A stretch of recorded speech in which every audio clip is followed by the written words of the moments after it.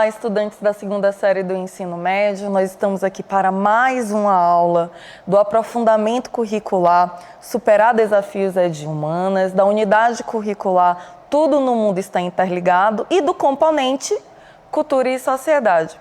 Como vocês sabem, eu me chamo Jennifer, mas eu não venho sozinha. Eu nunca estou sozinha. Aqui ao meu lado, a diva da sociologia do Centro de Mídias, Fabi, muitíssimo obrigada. Imagina, é sempre um prazer essa dupla dinâmica e maravilhosa da sociologia, né?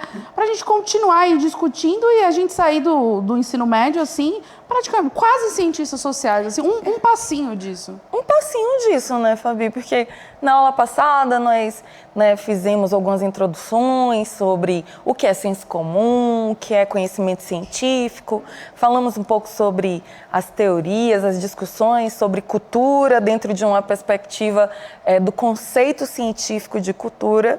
E hoje nós temos a proposta de fazermos um pouco a introdução à antropologia. Mas nós vamos fazer um mistério por enquanto, né? Então já falamos do aprofundamento, já falamos da unidade curricular.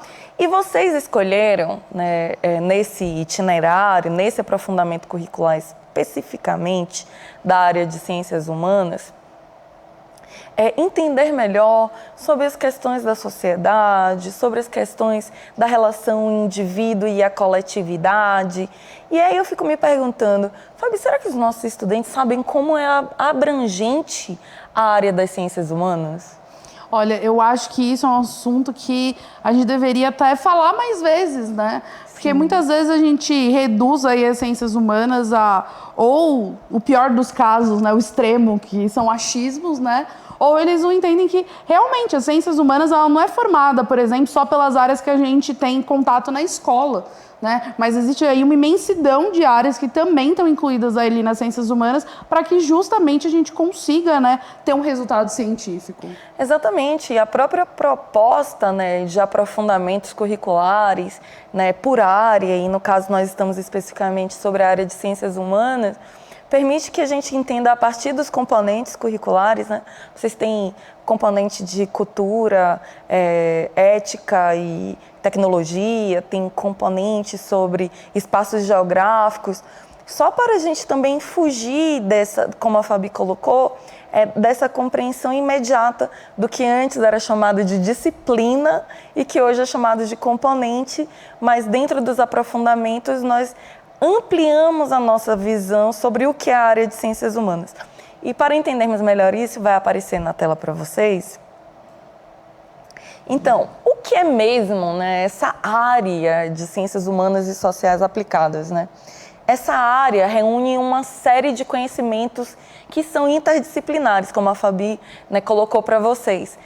Essa área é voltada para aspectos sociais das diversas ciências humanas e tem como foco aspectos importantes relacionados à sociedade, às origens das diferentes sociedades, os diferentes processos históricos e seus funcionamentos, aspectos de desenvolvimento econômico e sociais, as transformações, né, o quanto que a vida em sociedade, a história da humanidade possui uma série de adaptações, de desenvolvimentos, também conflitos, né, características da pluralidades culturais.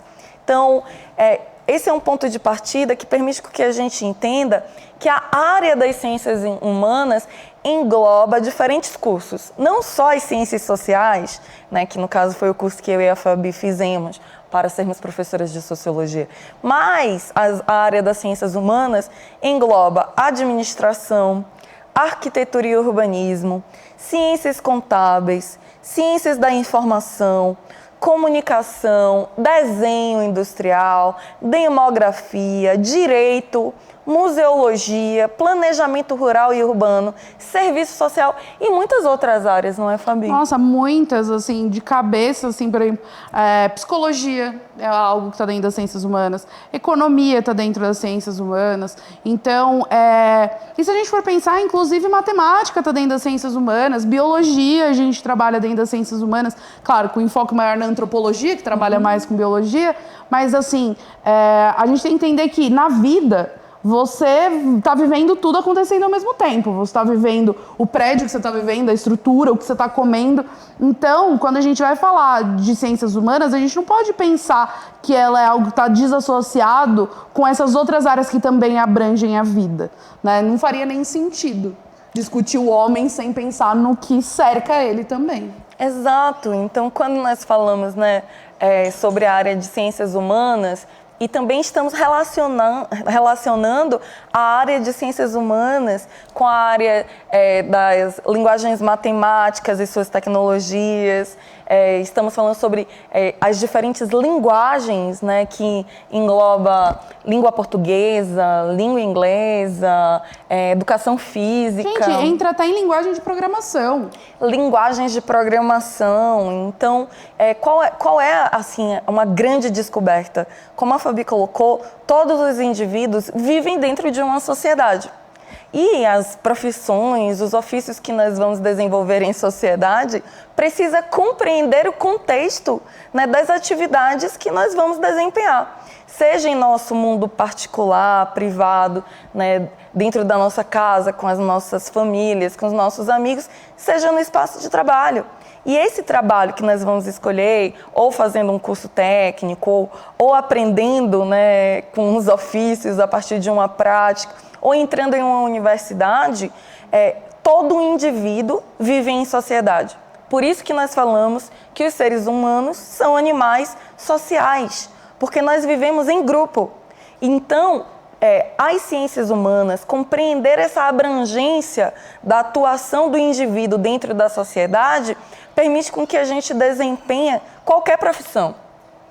Exato, né? E quando a gente começa a entender que por mais que na escola, obviamente, a gente vai ter esse conhecimento um pouco mais fragmentado, né? Ok, né? Isso não significa que a gente também não tenha que entender que quando a gente vai falar sobre a vida real, sobre os ofícios, isso não está desvinculado. Não é porque hoje nós somos professores de sociologia que a gente trabalha, vamos dizer, sociologia pura, né? Que a gente não tenha que, quando montar uma aula, ou enfim, fazer trabalhos, que a gente também não vá ter que cruzar com outras áreas, com outras disciplinas, né? Eu acho que a gente pode até comentar de quantas vezes a gente estava montando aula e foi ali pedir dica ou pedir apoio a outros professores de outras disciplinas. Né, para que justamente a gente faça uma aula que faça sentido.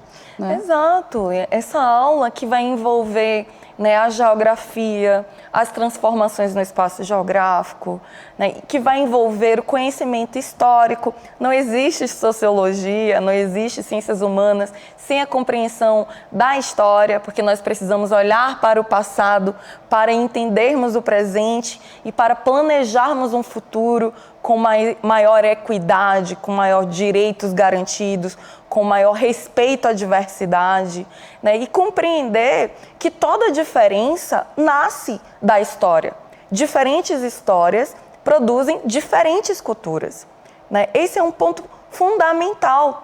Nós temos uma educação, né, que é muito antropocêntrica, mas não só isso, etnocêntrica de alguma maneira. Quando a gente coloca a nossa cultura como central e toda cultura que é diferente, ela é entendida como inferior.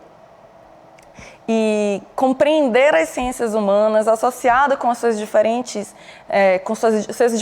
desdobramentos permite com que a gente respeite mais essas diversidades.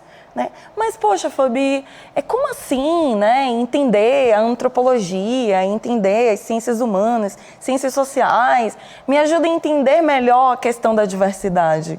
De que maneira a gente pode exemplificar isso, né, para os nossos estudantes? Nossa, eu acho que a gente pode ter, assim, dos mais diversos exemplos.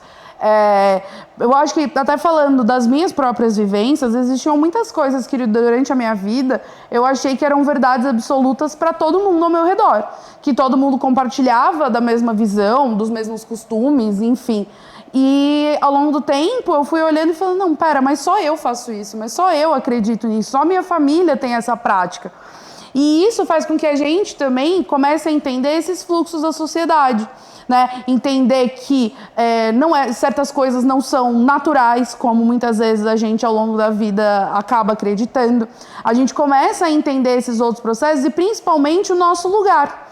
Né? A gente começa talvez a ter uma base muito melhor de qual é o nosso lugar e o nosso papel.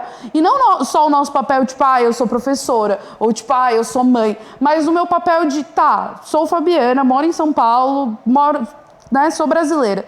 Quais são as coisas que eu posso fazer para mudar aquilo que eu não gosto? Né? Por exemplo, política é uma coisa que vive em discussão, né? Mas muitas vezes ela vive em discussão porque também falta, vamos dizer, um conhecimento de, e o que eu posso fazer? O porquê que esse processo está acontecendo? E a partir do momento que a gente conhece e que a gente entende esses processos, e não digo 100%, mas que a gente começa a entender essas dinâmicas, a gente começa a entender também que muitas dessas questões a gente começa a pegá-las com a nossa própria mão, né? A gente não fica naquela passividade, eu acho que a palavra poderia ser essa. A gente não fica passiva a esses processos, porque quando a gente entende algo, a gente começa a pegar esse algo com as nossas próprias mãos e aí a gente começa a olhar para ele com um olhar diferente, porque você não está olhando como observador, você está olhando como alguém que é pertencente àquilo. E isso que você acabou de contar, né, Fabi? Quando a gente olha com sentimento de pertencimento, quando a gente se reconhece, né, como produto da cultura e como produtores de cultura, né, que essa é uma máxima dentro das ciências humanas. E você falou também da observação, de perceber que as minhas crenças, os meus valores, que os meus comportamentos, eles não são únicos. Eles são parte de um universo, de um mosaico de outros costumes que existem dentro da sociedade e dentro do nosso próprio território. Olha a geografia aí. Dentro do nosso próprio território, né, as diferentes regiões têm costumes culturais que são diferentes daqui de São Paulo. Então, muitas vezes você vai pensar, poxa, o café da manhã só pode ser um pãozinho na chapa com um café coado. Mas veja, na Bahia, no Nordeste, no caso é que eu sou de Salvador, eu imaginava também, na minha experiência particular, singular da minha cultura, que todo mundo tomava café da manhã com, veja só, banana da terra cozida, que eu descobri que não é comum, aipim, que no caso é mandioca aqui, né, vocês falam mandioca, inhame, né, e ovo frito para acompanhar esses dois primeiros. Isso é cuscuz. E esse é um costume próprio do Nordeste. Quem tem família no Nordeste, quem já foi passear no Nordeste, percebe isso. E aqui em São Paulo existem outros hábitos. Se nós vamos no Rio Grande do Sul, se nós vamos no Rio de Janeiro, nós vamos descobrir. Se nós vamos em Minas Gerais, né, com pão de queijo, vejam, algo que está presente no nosso cotidiano, ele é desvendado com costumes, com valores, com interesses que são diferentes. Isso é perceber a cultura. Mas nós também falamos, né, Fabi, na primeira aula, que a sociologia, que as ciências sociais, é uma ciência. Sim. E como uma ciência, nós não estamos... que as questões sociais, os valores, os costumes, eles não são transparentes. Eles não são transparentes e imediatos. A vida em sociedade, né, essa relação com os conhecimentos históricos e científicos, eles estão relacionados com uma metodologia. Exato. E essa metodologia, o conhecimento dessa metodologia é fundamental para entendermos que a diferença do senso comum, que é aquilo que a gente pensa, que a gente aprendeu na nossa cultura cotidiana, e quando você entra para entender melhor as ciências sociais, é que fundamentalmente existe uma metodologia. E essa metodologia, como falamos na primeira aula também, passa pelo quê? Passa pela observação. O primeiro ponto de partida de qualquer ciência é a observação. O segundo é o questionamento. Se nós fizermos uma pesquisa sobre o Brasil, sobre o café da manhã no Brasil, nós vamos precisar, né, dessa observação, de uma metodologia de levantamento de dados.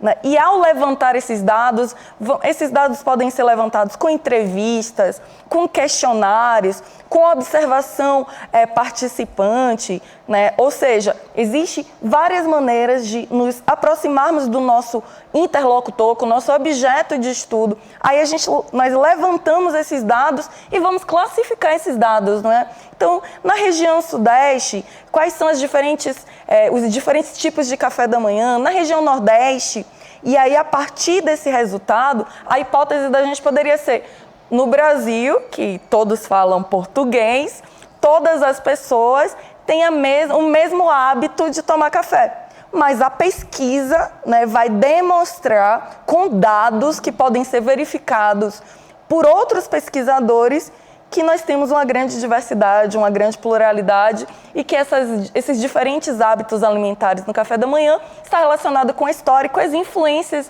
étnicos, raciais de cada cultura, não é, Fabi? Exato, né? É importante a gente entender que qualquer processo científico, e isso realmente independe da área, né? O principal ponto dele é que você precisa provar. Né? Então, quando a gente fala sobre teóricos, né, a gente fala sobre estudos, realmente são coisas que são verificáveis. Então, essa questão da gente também colocar as nossas paixões, né, as nossas preferências, isso dentro da ciência não é aceitável. O juízo de valor, né? Esse juízo de valor, ele não é aceitável, né? Então, a gente começa a entender melhor essa separação. E até fazendo um acréscimo, e você ter um olhar científico, você justamente fazer ciência, não significa que com isso as coisas que você acredita ou vivem perdem significado. Né? Então, não é porque eu vi que era uma verdade só para mim que eu deixei de fazer aquilo. A diferença é que eu criei consciência sobre aquele processo que eu estou vivendo. Mas essa ideia de que eu vou fazer ciências sociais e a partir desse momento, sei lá, eu vou entender que o Natal ela é uma festa regional vinculada à cultura X e aí agora não, então eu não vou mais... Natal não tem mais significado para mim. Não, eu entendo que é Natal, mas o significado que ele tem para mim como membro pertencente da cultura não deixa de existir, né? Então, muitas vezes quando a gente... os estudos têm que ser imparciais, obviamente. A gente vai tratar os assuntos, os temas, enfim, com imparcialidade, como se aquilo fosse um objeto, né? Exato. A gente olha como se fosse um objeto. Então, eu vou analisar uma religião, eu vou analisar a religião como se ela fosse uma garrafinha. Eu vou tirar da minha análise todas as minhas concepções sobre isso. Mas isso não significa que na minha vida particular, isso que hoje eu estou analisando com uma garrafa, não tenha um significado absurdo na minha vida, né? E é aí que a gente começa a entender que a ciência, né, ela é diferente do senso comum, mas isso não significa que um exclui o outro obrigatoriamente. Perfeito. E na aula passada, né, Fabi, na nossa última aula, nós falamos um pouco sobre a diferença dos animais humanos e dos animais não humanos. Vai aparecer aí na tela para vocês.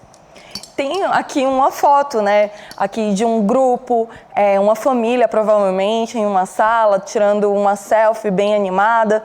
Tem elefantes que são animais que vivem em grupos. Tem aqui uma jovem e um cachorrinho em posição de yoga.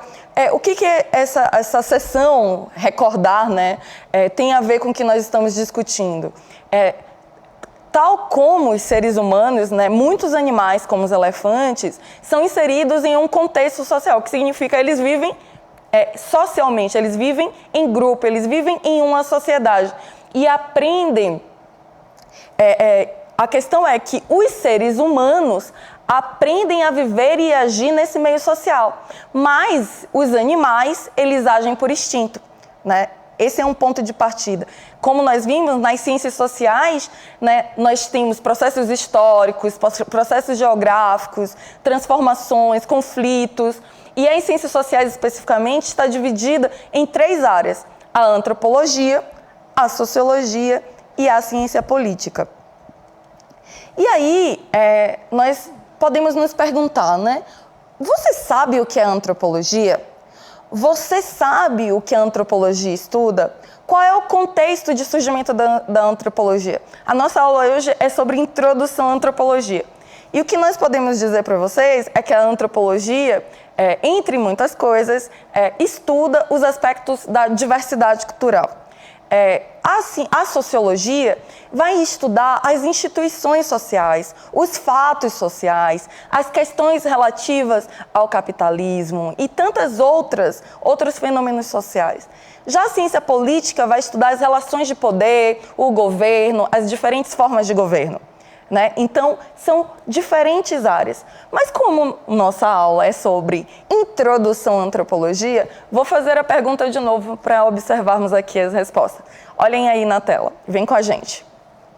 Então, o que é antropologia? Vejam, essa imagem é uma imagem de um pintor famoso, Debré, do século XIX. Você já percebe aí uma diversidade, né? A gente já reconhece aspectos da etnia, né? De determinada etnia africana. E quando a gente fala, acabei de falar que a antropologia está relacionada à cultura, mas vamos ver o que significa exatamente a etimologia da palavra antropologia?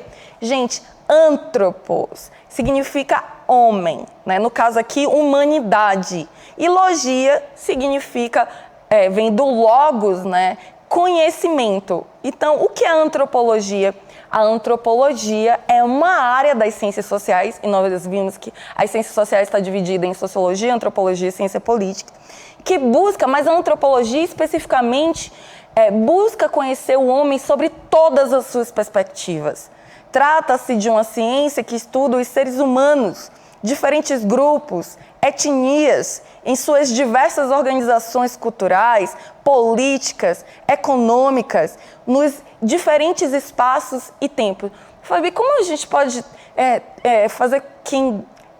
produzir aqui uma imagem para que os nossos estudantes, né, eles percebam o que significa estudar os seres humanos dentro da sua integralidade? Não, então, tem uma coisa, aí é uma definição que é minha e saiu de mim mesma, tá? Então, essa é a fonte dessa definição. Sempre quando a gente fala de sociologia e antropologia, é meio confuso às vezes, né? Porque são áreas que elas estão assim, e realmente assim. Não existe uma linha que separa, elas estão grudadas. Eu acho que talvez uma coisa que esclareça um pouco melhor é pensar assim, a sociologia, ela vai partir do macro. Então, eu não vou olhar para Jennifer, eu vou olhar assim, Jennifer está no Brasil, então vamos pensar, Brasil. A gente vai partir do grande, das instituições, da política, do governo, para depois chegar na Jennifer, porque a gente vai olhar primeiro para o que está maior e depois a gente vai ver como tudo isso vai descendo e vai atingir a Jennifer.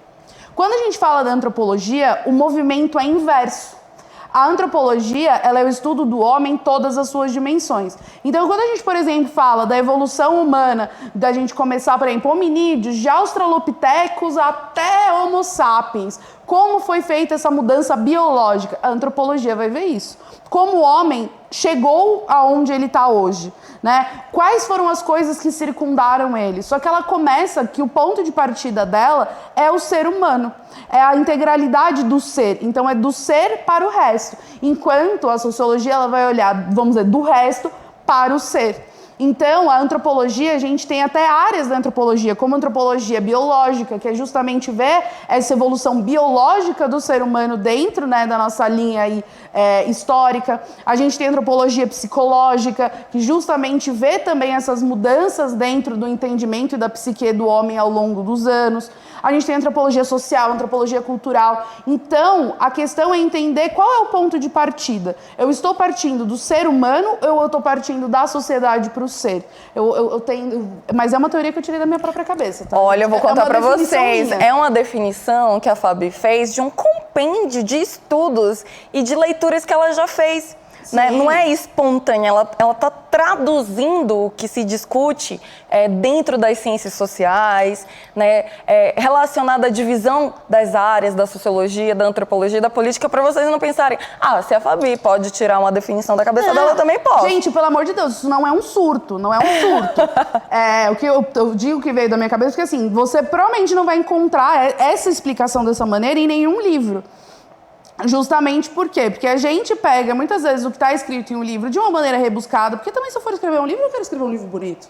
Né? Eu Com escrever um livro com palavras importantes. bonitas, né? Mas a gente pensar nesse processo, eu acho que esse pode ser um ponto de partida, uma maneira da gente tentar facilitar um pouco, entender. Porque se você for pegar a definição de sociologia e antropologia, tem, mas às vezes ela tem, tipo, 30 páginas.